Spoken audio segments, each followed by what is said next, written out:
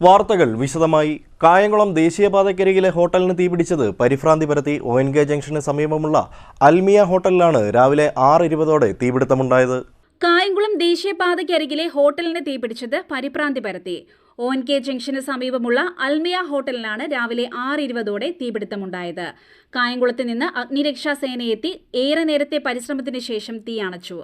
സമീപവാസിയായ കുഞ്ഞുമോൻ എന്നയാളാണ് തീപിടുത്തമുണ്ടായ വിവരം കായംകുളം അഗ്നിരക്ഷാ നിലയത്തിൽ നേരിട്ടെത്തി അറിയിച്ചത്. ഫ്യൂസ് കാരിയർ ബ്രേക്കായി ഷോർട്ട് സർക്യൂട്ട് ആയതാണ് തീപിടുത്തത്തിന് കാരണമെന്ന് അഗ്നിരക്ഷാ സേനാ കാര്യാലയം അറിയിച്ചു.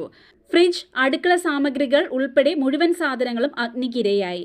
4 ലക്ഷത്തോളം നാശനഷ്ടം കണക്കാക്കുന്നതായി അഗ്നിരക്ഷാ സേനാ കാര്യാലയം വ്യക്തമാക്കി. Senior fire and rescue officer Aravind Krishnan, Sivalal, Rajagopal, Shyamkumar, home guard Santhosh Kumar എന്നിവർ രക്ഷാപ്രവർത്തനത്തിന് നേതൃത്വം നൽകി. CD net news, Kayamkulam.